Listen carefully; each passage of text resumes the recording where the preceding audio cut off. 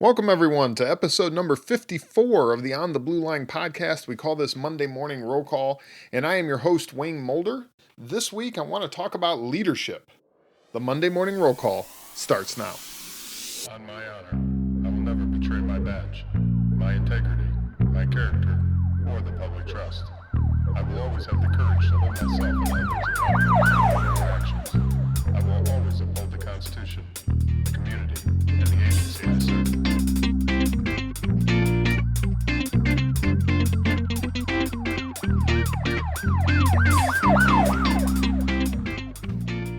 So this week I was having a conversation with one of the guys that I work with. He's a good friend, and we're actually able to spend some time together. And any of you who are in law enforcement or know anything about law enforcement, you kind of know how that works. You end up what they call 56ing, or the two cars get together and you end up talking and just chatting about different subjects. That's what you do. And you do it when call volume's low or when you have a few minutes that you can actually talk about something. So me and this friend, we had pulled up next to each other and we were going over some other things and some business things that we needed to discuss. And in that same conversation, he brought up a book that he'd been reading by a very well-known author, fellow podcaster, great guy that's doing some really amazing things out there. But he brought up this book. And the book has to do with the subject of leadership. Now, the reason I tell you this story is because this week I decided that I want to talk a little bit about leadership. And that's different than what I was going to do. I was actually going to talk about a physical assessment test, which you're probably thankful I decided to talk about leadership. Yes, no, I get it. No, we'll talk about that in the future. I got some things I want to kind of talk about with that and some benchmarks and different things that I think will be beneficial to not only law enforcement officers who may find it interesting, who are in different states, but also something that will be beneficial to people that are currently working in this state and so forth. But this week, I decided to talk about leadership because I'm sitting here next to this other fellow officer, and we have this conversation in reference to leadership. And he references this book. And we'd had some issues, not with each other, we had some issues that we're dealing with, and those issues had come to the forefront, and it came down to a question of leadership. And that was really what he was saying. He was saying, hey, in this book, this author is stating that if something goes wrong with an employee, with a subordinate, with somebody under your command, it's often the leader's fault, if we're going to use that word, if we're going to actually state fault or blame to somebody. And it led to an interesting conversation that we had. When you talk that way, when you use the word fault, when you say that this leader is the reason why this subordinate is acting in a certain way or doing things that they maybe shouldn't be doing, then you get into this question of, well, is it truly the leader's fault or not? And really, the bottom line, as I see it, is that everything rises and falls on leadership. And often it is their fault, and absolutely, if they don't do anything about the situation, if they allow it to fester, if they allow it to hurt the cohesive unit. That's a leader's job. That's one of the things a leader has to do, is step in. So why all this conversation about leadership, and why this week, and why this rather than physical assessment test? Well, my primary reason is because of what's going on. And I don't want to talk about all the craziness out there. Some of my Mulder minutes and some of the other things I'm putting out there, I've talked about the craziness going on with COVID-19 and the government telling everybody where to be and all that wonderful stuff. But that's not the purpose of what I'm doing here. In fact, I want this to be quite positive. But when we look at times of crisis, going all the way back, when you look at history, when you look at times when things are not going right and society is changing, and there's a fundamental problem or difference that's taking place in society, and that shift, that seismic shift to a way of life is no longer the same. Maybe we're talking as recent as like World War II, and so people are starting to plant gardens, and factories and so forth are converting to making weapons and converting to making machinery and things that support the war effort. The whole United States, the world changed to help support this effort. So anytime you have tragedy, anytime you have crisis, anytime you have pandemic, you're going to have this shift in society. Anytime you have a shift in society, you're going to be looking for leaders. And that's why I wanted to have this conversation today. See, when things are falling apart, we start seeking, we start wanting to find true leaders. We want to find somebody who's in charge. And that is our natural way of living. That's the way we are. We look to that person. So here's a couple things that came to me. First of all, the leader is looked to in times of crisis, but it's not always the person in positional authority.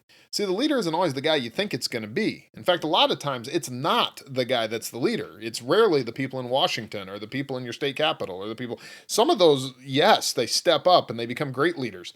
But that's not always the person who is going to lead, because positional authority, as I've stated before, and about a year ago, I did a Monday morning roll call on leadership, and I talked about the fact that positional authority and actual leadership are not the same. In fact, one of the best methods that I mentioned in that podcast, and I'll say it again for those of you who haven't listened to that one of the best ways to know if you are a leader as opposed to just given positional authority is to look behind you. I mean, if you look behind you and nobody's following, then you're probably not a leader. No one's following you. So what are you leading exactly? So that's one of the things we want to look at. But a leader is going to be looked to in times of crisis. The other thing is a leader doesn't always know what to do, but a leader is supportive of the team that can develop the answer. So that's another thing, is a leader doesn't know it all. In fact, good leaders don't. In fact, if you have somebody who acts like they know it all, they're probably not a good leader. They're not the person that you're going to want to follow in this time of crisis, in this issue that's going on. The guy that comes to you and says, I have all the answers and I have it all figured out, is not a leader, not by any stretch of the imagination. Rather, a leader is a person that brings a team together who can help develop the answers in times of crisis. One of the other things is a leader is not the sole authority. If you have a leader that thinks he is the be all and end all and has all the knowledge, again, it's usually that guy or girl in a position of positional authority as opposed to actual leadership.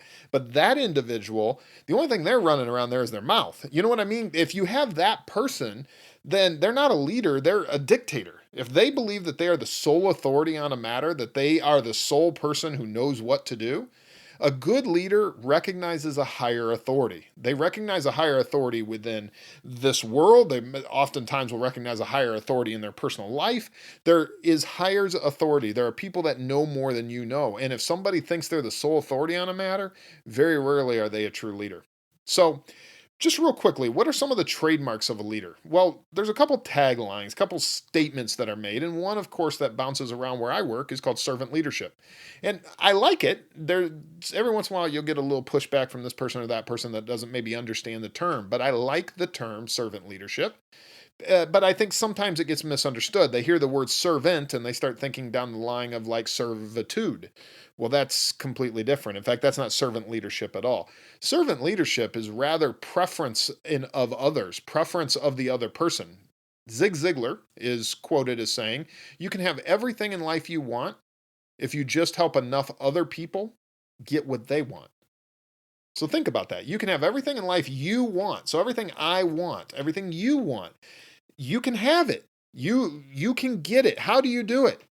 You help enough other people get what they want, because that's how that works. It ends up supporting you. It supports the collective. It gives you the chance, the opportunity to reach what you want by focusing on others. And that's what servant leadership is. That's one component of it. So another component is empathy. You know, empathy is not being sorry for those that are under your command. That's not empathy at all. Rather, empathy is feeling their burden. That's why empathy is so important. In fact, another quote by Zig Ziglar was, nobody cares how much you know until they know how much you care. You know, you can have all the knowledge in the world. You can have incredible abilities, incredible God-given abilities. You have talents that are just amazing. But if you don't care for other people, if they don't feel that you care for them, none of that's going to matter. None of that is going to matter in the end, because empathy is a trademark, is an important part, a cornerstone of being a good leader. So when you talk about leadership, you can kind of boil it down, and I've touched on a couple of these quickly, but you can kind of boil it down to 4 areas. So first of all, if you want to look for good leadership, you're going to see 4 qualities, and there's many other ones, and we can, get into all sorts of conversations on this. We're not going to do that right now. I'm just solely going to concentrate on these 4. First of all, it's others focus. Like I said, servant leadership. What is the focus? If you want to question whether or not you're a good leader, whether I'm a good leader, whether the people that I'm working with, whether or not the people that I'm following are good leaders, one of the first trademarks that you want to look for is that it's going to be others focused. That's a trademark of a good leader. Another one is done by example. A good leader, and kind of in line with that whole servant leadership idea, is somebody who's willing to get their hands dirty. Now, that doesn't mean that they continue to always do the menial task, because there is a time where they've got to concentrate maybe on this level and getting these things done, and then these other things they're going to give out. They're going to mitigate these tasks and say, hey, I need you to handle this, I need you to handle this, and I need you to handle this, and they're going to distribute the workload. But they have a willingness to do the work, they have an ability to do the work, and they have a understanding of how the work is done, and they are an example of how work should be completed, no matter what genre or what type of work we are talking about. The other thing is, leadership is often communicated through vision. That's one of the things that's often lost. A good leader doesn't have to tell you, you go do this. There's a time for that, task management. There's a time to say, I need you to take A and bring it to B, and I need B to go to C. Task management is a part of being in charge. It's a part of a leadership role. But true leadership is communicated through vision. It's about being able, in fact, it's the best way of stopping the whole micromanagement issue. Instead of becoming a micromanager and saying, you do this task and do it exactly within these parameters, you communicate in vision. And a good leader can communicate that vision and get them to see it, get them to realize it, get them to want it. And if they see that vision and they want that vision, then they're going to do the work in line with the greater vision. And that is one of the ways that a good leader runs an organization. So then lastly, and again, just these top 4, is leadership is communicated through mentorship and verified through successors. Good leadership is completed through mentorship and verified through successors. What do I mean by that? Well, I mean by, if you have good leaders, they're going to beget good leaders. If you don't have any successors coming up, if you see somebody who wants to keep all the cards to themselves and they don't want to share and they don't want to teach others and they don't want to mentor somebody else and they don't want to bring other people into the vision and they don't want to, because they're afraid, they're afraid that, oh, well, this person's going to take my job, or they're going to, push me out of my role, or they're going to become my boss. And that's not a good leader. If that's what you're seeing, then that's not a good leadership skill. That's not good leadership ability. Good leaders mentor. Good leaders are the type of people that bring others up and teach them how to become good leaders. And it's verified through successors, because when those people go on, either in an organization or in government or whatever the situation be, when those people go on to do something different, that's when you really see the fruit of good leadership, because you see that they have successors. They got little baby leaders that are becoming great leaders, because that's what they've done. They've planted that soil. They've planted those good nutrients. They've taken their time and they've mentored and they've poured it into this person so that they can reach their full potential. And that is how good leadership works. It becomes this circle. So that's all I have for you this week. I know it's a little bit outside the ordinary, but we are in unprecedented times. We have things that are going on in this nation that may, at least for the foreseeable month or so, maybe longer, maybe years for all we know at this point, that are changing the way of American life. And in times of crisis and when things are changing, what do? We look to somebody to be in charge. And if that person ends up being you, and if that person ends up being me, then it is so important that at that moment that we know what a good leader is and that we are being an example of what a good leader is.